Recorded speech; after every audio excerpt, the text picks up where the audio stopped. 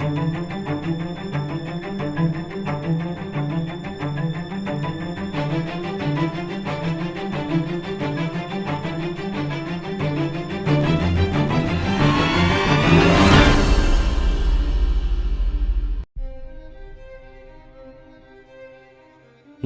বন্ধুরা, সীমান্ত ছাড়িয়ে চ্যানেলে আপনাদের স্বাগত।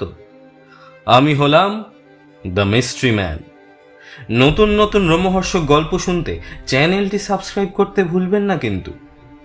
আজকের গল্প স্যার আর্থার কোনান ডয়েলের লেখা দ্য পট অফ ক্যাভিয়ার। গল্পটি প্রথম প্রকাশিত হয় 1908 সালের মার্চ মাসে দ্য স্ট্র্যান্ড ম্যাগাজিনে। পরবর্তীকালে তিনি এই গল্পটিকে নাটকে রূপান্তরিত করেন। নাটকটি প্রথম প্রদর্শিত হয় 1908 সালের 13 নভেম্বর জার্সি অপেরা হাউসে। আর্থার কোনান ডয়েল ছিলেন একজন ইংরেজ লেখক ও চিকিৎসক। তার শার্লক হোমসের গল্পসমূহের জন্য তিনি বিশ্বব্যাপী পরিচিত। তার অন্যান্য রচনার মধ্যে রয়েছে কল্পবিজ্ঞান, গল্প, নাটক, কবিতা, নন ফিকশন এবং ঐতিহাসিক উপন্যাস। গল্প পাঠ প্রফেসর মার্সার, কর্নেল ড্রেসলার ও ফাদার পিয়েরের ভূমিকায় স্মার্ত, মিস্টার প্যাটারসন, র্যালস্টন ও এইন্সলির ভূমিকায় তুহিন, মিসেস প্যাটারসন, জেসি ও নার্স সিনক্লেয়ারের ভূমিকায় সায়নী। সমস্ত পরিচালনায় শম্পা গুপ্ত। গল্পটি অনুবাদ করেছেন শ্রী শিশির চক্রবর্তী। শুরু হচ্ছে আজকের গল্প দ্য পট অফ ক্যাভিয়ার।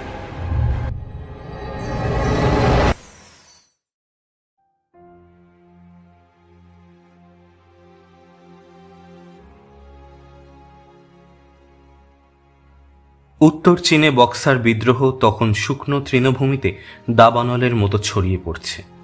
ছড়িয়ে ছিটিয়ে ইউরোপীয়রা ছোট ছোট দলে তাদের বাসস্থানের কাছাকাছি কোনো শক্ত ঘাঁটিতে আশ্রয় নিচ্ছেন। উদ্দেশ্য সীমিত সামর্থ্য দিয়ে বিদ্রোহীদের মোকাবিলা করে কোনো রকমে নিজেদের বাঁচিয়ে রাখা, যতক্ষণ না উদ্ধারকারী দল এসে পৌঁছয়। বক্সার বিদ্রোহীদের অমানুষিক নিষ্ঠুরতার কাহিনী এতই প্রচলিত যে তাদের হাতে জীবন্ত ধরা পড়লে ভয়ঙ্কর পরিণতি অনিবার্য। এ কথা সবাই জানে। কয়েকজন ইউরোপীয়ের একটি ছোট দল উত্তর চীনে ইচাও বলে একটি জায়গায় একটা ঘাঁটিতে 4 দিন হলো আশ্রয় নিয়েছেন। খাদ্য, অস্ত্র শস্ত্র সবই প্রায় ফুরিয়ে এসেছে। 50 মাইল দূরে সমুদ্র তট। সেখানে ইউরোপীয় সেনাদের একটা ছোট ঘাঁটি আছে। সেই সৈন্যদল এসে উদ্ধার করবে এই আশায় অবরুদ্ধ ইউরোপীয় কজন অধীর আগ্রহে অপেক্ষারত। অবরুদ্ধদের দলে আছেন কয়েকজন ইউরোপিয়ান, একজন আমেরিকান ও কয়েকজন রেলকর্মী যারা দেশি খ্রিস্টান। এই ছোট দলের নেতা একজন জার্মান, কর্নেল ড্রেসলার।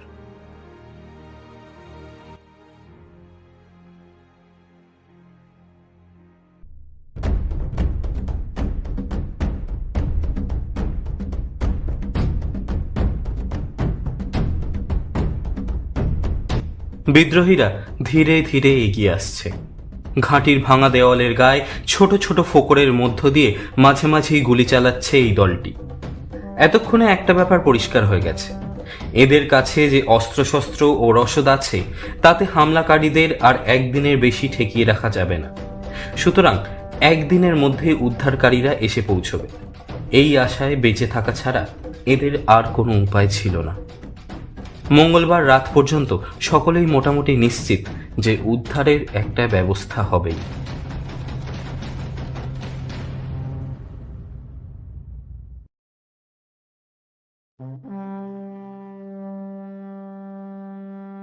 বুধবার সকাল থেকে তাদের আশায় ও বিশ্বাসে একটু চিড় ধরল। পাহাড় থেকে নিচু সমুদ্র অবধি ঢালু জমিতে কোনো ইউরোপীয় সেনার চিহ্ন নেই। অন্যদিকে বিদ্রোহীরা বিরামহীন চিৎকার করতে করতে ক্রমাগত এগিয়ে আসছে।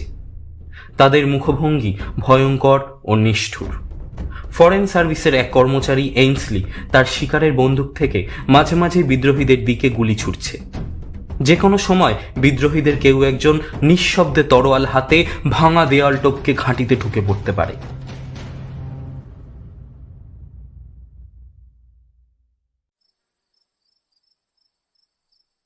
বুধবার সন্ধেবেলায় এই পরিস্থিতিতে দলের সকলেই একটু হতাশ হয়ে পড়লে।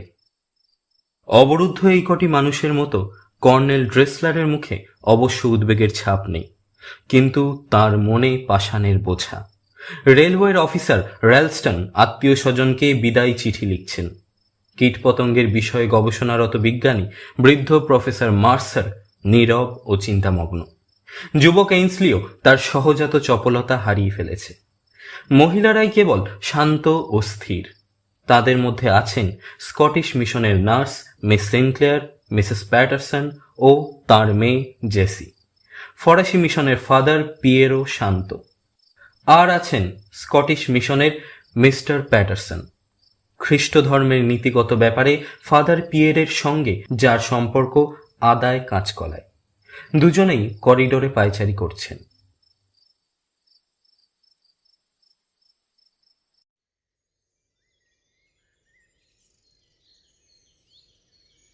বুধবার রাতটা শেষ পর্যন্ত বিনা সমস্যায় কেটে গেল। বৃহস্পতিবারের সকালটা ছিল উজ্জ্বল ও মনোরম। দূরে একটা বন্দুকের আওয়াজ শোনা গেল। তারপরেই দূর থেকে কে যেন জোরে চেঁচিয়ে বলল, সবাই আনন্দে থাকো, সাহায্য আসতে আর দেরি নেই। মনে হলো ঘণ্টাখানেকের মধ্যেই সমুদ্র তটের সেই উদ্ধারকারী সেনাদল এসে পৌঁছবে। এদিকে কার্তুজ প্রায় শেষ। আধপেটা খাবারের বরাদ্দ আরও কম হওয়ার আশঙ্কা। কিন্তু এখন আর উদ্বেগের কোনো কারণ নেই। সকলেই উৎফুল্ল হয়ে উঠেছেন। সবাই জড়ো হলেন খাবার টেবিলে। এইন্সলি চেঁচিয়ে উঠল, প্রফেসর, আপনার ক্যাভিয়ারের জারটা কোথায়? ওটা খুলুন, সবাই মিলে সেলিব্রেট করা যাক। কর্নেল ড্রেসলারও বললেন, ঠিকই তো, এই আনন্দের সময় ক্যাভিয়ারই তো উপযুক্ত খাবার। মহিলারাও সকলে ক্যাভিয়ার খেতে চাইলেন। ব্যাপারটা আর কিছুই নয়। বিদ্রোহ শুরু হওয়ার কয়েকদিন আগে ক্যালিফোর্নিয়া থেকে প্রফেসর মার্সারের জন্য কিছু জিনিস এসেছিল। তার মধ্যে ছিল 1 জার ক্যাভিয়ার আর 3 বোতল দামি ওয়াইন। সবাই ঠিক করেছিলেন যে বিপদ কেটে গেলে এগুলির সদ্ব্যবহার করবেন। বাইরের গুলির আওয়াজ এখন সঙ্গীতের মতো মধুর লাগছিল, কারণ গুলি চালাচ্ছিল উদ্ধারকারীরা। সুতরাং বাঁশি রুটির সঙ্গে সেই মহার্ঘ ক্যাভিয়ার খাওয়ার এই তো উপযুক্ত সময়। কিন্তু প্রফেসর মাথা নাড়লেন। মুখে তার রহস্যময় হাসি। বললেন, ওটা পরে খাওয়া যাবে। উদ্ধারকারী দলের এখানে পৌঁছতে আরো অনেক সময় লাগবে। তখন রেলওয়ে কর্মচারী র্যালস্টন বললেন, ওরা এখনো 10 মাইল দূরে আছে, ডিনারের আগেই এসে পড়বে। এইসব আলোচনার মধ্যে এইন্সলি বলে উঠল, বিদ্রোহীদের তো আগ্নেয়াস্ত্র বলতে কিছু নেই। আমাদের সৈন্যরা ওদের উড়িয়ে দিয়ে এক্ষুনি চলে আসবে। সুতরাং প্রফেসর, ক্যাভিয়ারটা বের করুন না। কিন্তু প্রফেসর তার সিদ্ধান্তে অনড়। না, অন্তত ডিনার পর্যন্ত অপেক্ষা করা যাক। মিস্টার প্যাটারসন বললেন, উদ্ধারকারীদের প্রতি আমাদের কৃতজ্ঞতা জানাতে তাদের ভালোভাবে আপ্যায়ন করা উচিত। ডিনারের সময় তাদের সঙ্গে সবাই মিলে ক্যাভিয়ারটা খাওয়া যাবে। এই সিদ্ধান্ত সবাইয়েরই মনঃপূত হল। কেউ আর ক্যাভিয়ারের কথা তুললেন না। প্যাটারসন বললেন, আচ্ছা প্রফেসর, আপনিও তো আগেও এরকম ভাবে একবার আটকে পড়েছিলেন। বলুন না সেই অভিজ্ঞতার কথা। গম্ভীরভাবে প্রফেসর বললেন, সেটা 1889 সালের কথা। তখন আমি দক্ষিণ চীনের সুংটংয়ে ছিলাম। ফাদার পিয়ের জিজ্ঞেস করলেন, কিভাবে আপনারা মুক্ত হয়েছিলেন? প্রফেসরের ক্লান্ত মুখের ওপর যেন কালো ছায়া পড়ল। আমরা মুক্তি পাইনি। তার মানে বিদ্রোহীরা জায়গাটা দখল করে নেয়? হ্যাঁ।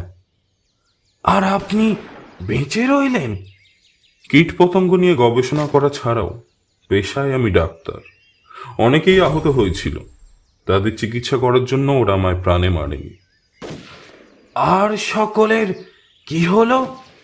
প্রফেসর উত্তর দিলেন না। কিন্তু তার চোখের ওপর বিভীষিকার ছায়া দেখে মহিলারাও অজানা আতঙ্কে শিউরে উঠলেন। ফাদার পিয়ের বললেন, থাক থাক, কিছু বলতে হবে না। আমাদের ওই মর্মান্তিক অভিজ্ঞতার ব্যাপারে জানতে চাওয়া ঠিক হয়নি।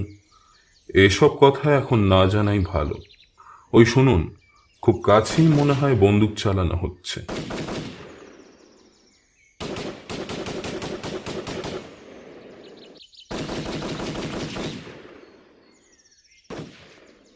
সবাই চেয়ার ছেড়ে উঠে বাইরে চলে গেলেন কি হচ্ছে ব্যাপারটা দেখতে। ভৃত্যেরা এসে খাবার টেবিল পরিষ্কার করে দিল, কিন্তু বৃদ্ধ প্রফেসর টেবিলের কাছেই বসে রইলেন, সাদা চুলে ঢাকা মাথাটা দু হাতে ধরে।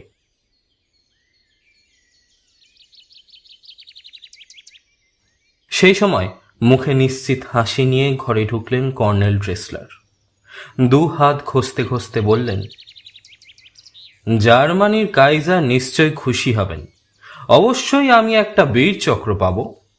বার্লিনের কাগজে লেখা হবে, কর্নেল ড্রেসলারের নেতৃত্বে অল্প কয়েকজনের একটা ছোট্ট দল কিভাবে এই ভয়ঙ্কর বিদ্রোহীদের মোকাবিলা করেছে। প্রফেসর বললেন, আমার দীর্ঘ জীবনে আমি ভাগ্যের এত অদ্ভুত খেলা দেখেছি যে প্রকৃত পরিস্থিতি না জেনে আমি খুশিও হই না, দুঃখও পাই না। কিন্তু আপনি বলুন, ব্যাপারটা কি?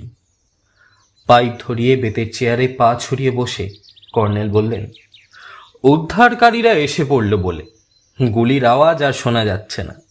তার মানে বিদ্রোহীদের প্রতিরোধ শেষ। এইন্সলিকে বলে রেখেছি, উদ্ধারকারীদের দেখতে পেলেই ও 3 বার গুলি ছুড়বে, তখন আমরা বেরিয়ে আসব। একটু পরে কর্নেল বললেন, আচ্ছা প্রফেসর, এখন তো এখানে অন্য কেউ নেই, সুংটংয়ের ঘটনাটা বলুন না আমাকে। সে অভিজ্ঞতা বিভীষিকায় ভরা। না, আমি অন্য কারণে জানতে চাইছি। এই যে এখানে আমরা শত্রুদের কোনো রকমে আটকে নিজেদের বাঁচিয়ে রেখেছি, সুংটংয়ে কি এরকম কিছু করা যেত না? সবকিছুই করা হয়েছিল, খালি ভুল হয়েছিল একটা ব্যাপারে, বিদ্রোহীদের হাতে মহিলাদের পড়ে যাওয়া। আগে বুঝতে পারলে ওদের হাতে ধরা পড়ার আগে আমি নিজেই মহিলাদের হত্যা করতাম।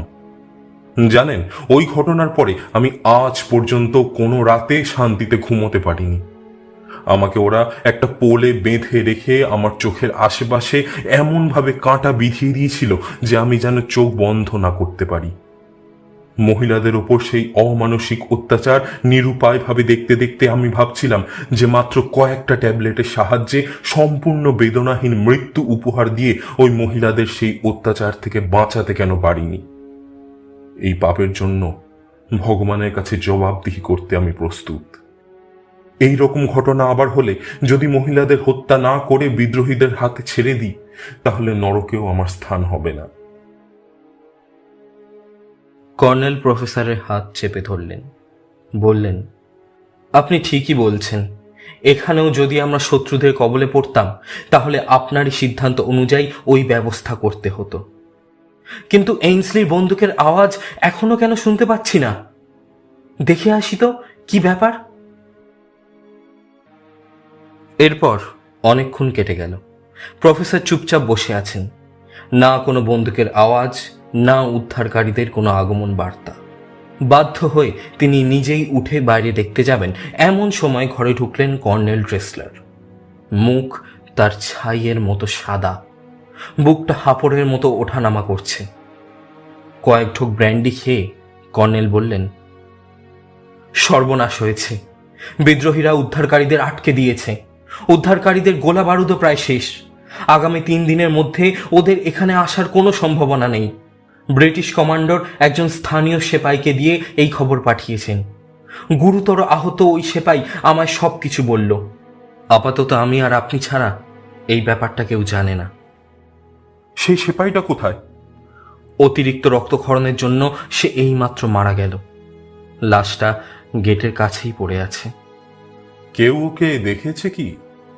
এইন্সলি হয়তো দেখেছে। সেক্ষেত্রে পুরো ব্যাপারটাই আমাদের দলের সবাই জেনে যাবে। আমাদের হাতে 2-1 ঘন্টার বেশি সময় নেই। বিদ্রোহীরা তার মধ্যেই এসে এই ঘাঁটি দখল করে নেবে, আর আমরা বন্দী হব। আমাদের কি কোনো আশাই নেই? বিন্দু মাত্র না। হঠাৎ তখন ঘরের মধ্যে দলের পুরুষেরা সকলে ঢুকে পড়লেন।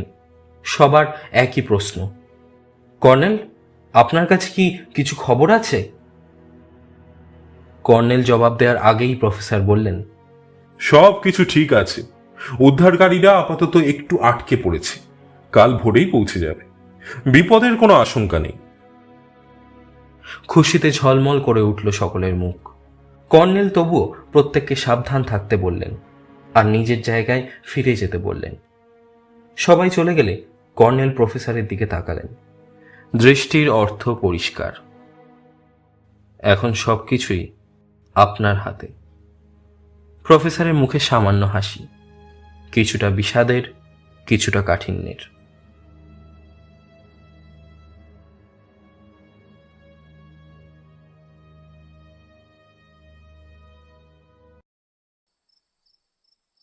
সান্ধ্য আহারের জন্যে দলের সবাই টেবিলে এলেন।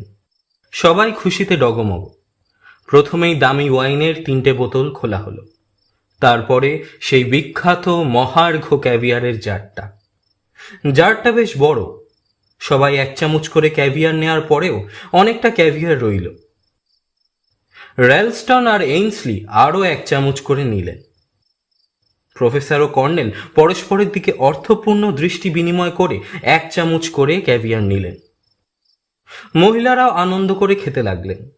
নিল না শুধু মিস প্যাটারসন। ক্যাভিয়ারের নোনতা ঝাঁঝালো স্বাদ তার ভালো লাগে না। প্রফেসরের অনেক অনুরোধেও মিস প্যাটারসন যখন ক্যাভিয়ার খেল না, তখন হঠাৎ খানিকটা উত্তেজিত হয়ে প্রফেসর বললেন, আজ রাতে ক্যাভিয়ার না খাওয়াটা স্রেফ বোকামি। পরিস্থিতি সামলালেন মিসেস প্যাটারসন। উনি মেয়ের প্লেটের ক্যাভিয়ারটুকু ছুরি দিয়ে চেঁচে নিজের প্লেটে তুলে নিলেন। বললেন, প্রফেসর, এবার তো আপনি খুশি। প্রফেসর কিন্তু মোটেই খুশি হলেন না। হঠাৎ কোনো বাধার সম্মুখীন হলে মানুষের মনে যে বিরক্তি মেশানো হতাশার অনুভূতি হয়, তার মুখের ভাব অনেকটা সেই রকম। সবাই জমিয়ে গল্প করতে লাগলেন। এখান থেকে মুক্তির পরে কে কি করবেন সেই নিয়ে আলোচনা চলতে লাগলো। ফাদার পিয়ের চীনের অন্য শহরে গিয়ে একটা মিশন তৈরি করবেন। মিস্টার প্যাটারসন মাস 3 জন্য ফিরবেন স্কটল্যান্ডে, মেয়ের জন্য পাত্র খুঁজতে। নার্স মিস সিনক্লেয়ার বললেন, এই ধকলের পর সকলেরই একটু বিশ্রাম দরকার। দেখুন না, আমার শরীরটা কিরকম করছে। কানের মধ্যে যেন অসংখ্য ঝিঁঝি পোকা ডাকছে। এইন্সলি বলল, আরে, আমারও তো তাই হচ্ছে। যেন বড় একটা নীল মাছি কানের মধ্যে ঢুকে দাপাদাপি করছে। যাই হোক, এখান থেকে আমি পিকিং চলে যাব ভাবছি। রালস্টন, তোমার কি প্ল্যান? আমি তো মৃত্যু নিশ্চিত জেনে বন্ধু বান্ধবদের চিঠিও লিখে ফেলেছিলাম। শুধু চিঠিগুলো ডাকে দেওয়া হয়নি। ওগুলোকে স্মৃতিচিহ্ন হিসেবে নিজের কাছেই রাখবো। মৃত্যুর দোরগোড়া থেকে ফিরে আসা স্মৃতি। আর ভাবছি কোনো রৌদ্রোজ্জ্বল জায়গায় গিয়ে কিছুদিন ছুটি কাটাবো। এইন্সলি বলল, কি হলো কর্নেল, আপনাকে কেমন যেন ম্রিয়মাণ লাগছে? কর্নেল বললেন, না না, আমি ঠিক আছি। আসুন, আমরা সকলে কর্নেলের স্বাস্থ্য কামনা করি। ওর জন্যই আমরা আজ এই পরীক্ষায় সফল হয়েছি। কর্নেল বললেন, আমি যথাসাধ্য করেছি। আজকে যদি আমরা নিজেদের বাঁচাতে ব্যর্থ হতাম, তাহলেও আপনারা আমাকে দোষ দিতে পারতেন না। মিস্টার প্যাটারসন বললেন, কর্নেল, আমাদের সকলের পক্ষ থেকে। ও কি, র্যালস্টনের কি হলো? হাত দুটো বুকের ওপর আড়াআড়ি রেখে মাথা ঝুঁকিয়ে গভীর ঘুমে মগ্ন র্যালস্টন। প্রফেসর তাড়াতাড়ি বলে উঠলেন, চিন্তার কিছু নেই। আমাদের সবারই যা অবস্থা, তাতে ক্লান্তির জন্য ওরকম নেতিয়ে পড়া অস্বাভাবিক কিছু নয়, বিশেষত আজ রাতে। মিসেস প্যাটারসন বললেন, আমারও ভীষণ ঘুম পাচ্ছে, মাথা তুলে রাখতে পারছি না। বলতে বলতেই চেয়ারে হেলান দিয়ে চোখ বুঝলেন তিনি। মিস্টার প্যাটারসন বললেন, এরকম তো ওর কখনো হয়নি। আশ্চর্য, খাওয়ার টেবিলেই ঘুমিয়ে পড়লো। কিন্তু ঘরের ভেতরটা কেমন যেন বদ্ধ লাগছে, আর খুব গরমও লাগছে।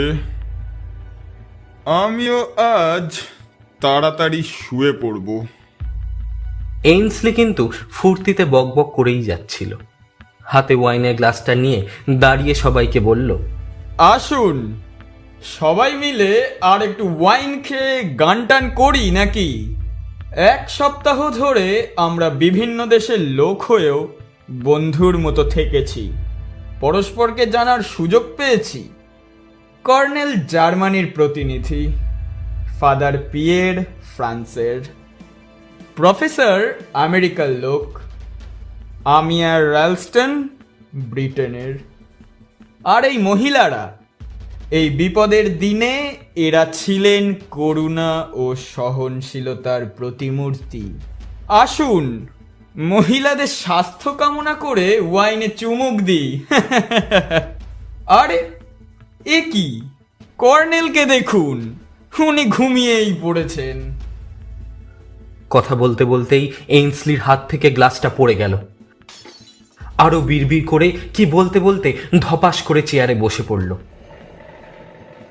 নার্স মিস সিনক্লেয়ারও মূর্ছাহত ফুলের মতো চেয়ারের হাতলের দিকে ঝুঁকে বসে। কোনো সার নেই। মিস্টার প্যাটারসন হঠাৎ উঠে পড়ে চারদিকে তাকিয়ে মেয়েকে বললেন, জেসি, ব্যাপারটা কেমন অস্বাভাবিক না?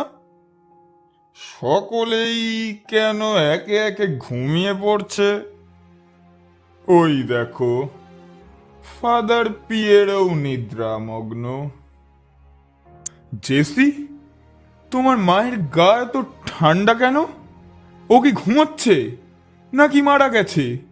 এই, কে কোথায় আছো? জানলাগুলো খুলে দাও। জানলার দিকে টলতে টলতে এগিয়ে গিয়ে মাঝপথে হাঁটু মুড়ে মুখ থুবড়ে পড়ে গেলেন মিস্টার প্যাটারসন। আতঙ্কে মিস প্যাটারসন চারিদিকে ছড়ানো দেহগুলোর দিকে তাকিয়ে বলল, প্রফেসর মার্সার, কি হয়েছে বলুন তো? এরা কি মৃত্যুর দিকে এগিয়ে যাচ্ছে? না না, মনে হচ্ছে সকলেই মারা গেছে। বৃদ্ধ প্রফেসরের চোখেও তখন মৃত্যুর অন্ধকার ঘনিয়ে এসেছে।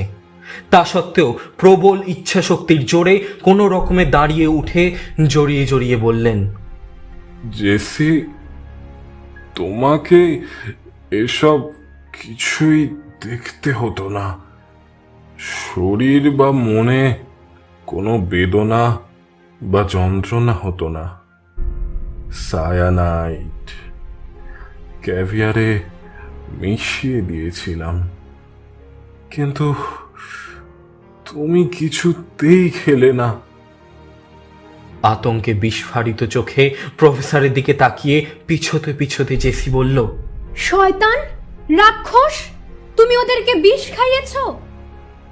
না না, আমি ওদের বাঁচিয়েছি। তুমি তো বিদ্রোহীদের জানো না, তারা কি ভয়ানক। আর 1 ঘন্টার মধ্যেই আমরা ওদের হাতে ধরা পড়তাম। এসো, এখন খেয়ে নাও একটু ক্যাভিয়ার। ঘরের জানলার বাইরে এমন সময় গুলির আওয়াজ শোনা গেল। ওই শোনো, ওরা এসে পড়েছে, তাড়াতাড়ি করো। কিন্তু প্রফেসরের পুরো কথা শোনার আগেই জেসি অজ্ঞান হয়ে পড়ে গেল। বৃদ্ধ প্রফেসর কান পেতে বাইরের আওয়াজ শুনতে লাগলেন, কিন্তু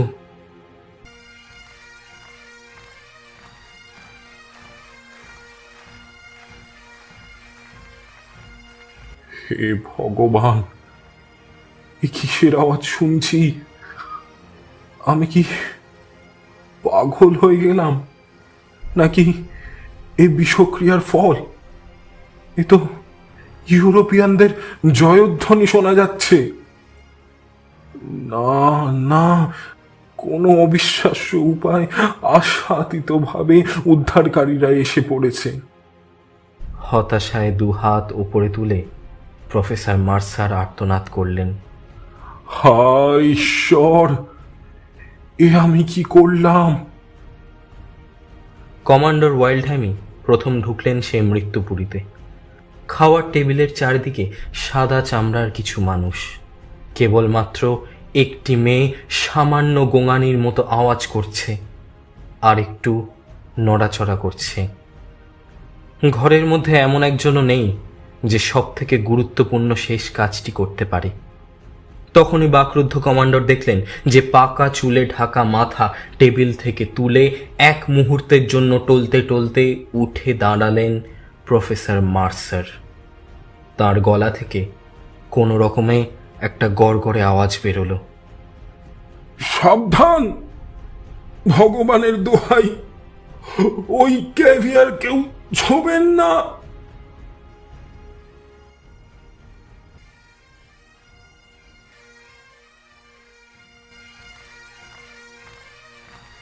তারপরেই ঢলে পড়লেন প্রফেসর। সম্পূর্ণ হল মরণ বৃত্ত।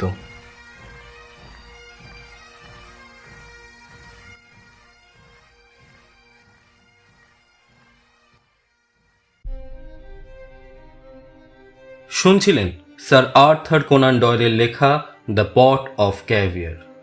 গল্প পাঠ প্রফেসর মার্সার, কর্নেল ড্রেসলার ও ফাদার পিয়েরের ভূমিকায় স্মার্ত, মিস্টার প্যাটারসন, র্যালস্টন ও এইন্সলির ভূমিকায় তুহিন, মিসেস প্যাটারসন, জেসি ও নার্স সিনক্লেয়ারের ভূমিকায় সায়নী। সমস্ত পরিচালনায় শম্পা গুপ্ত।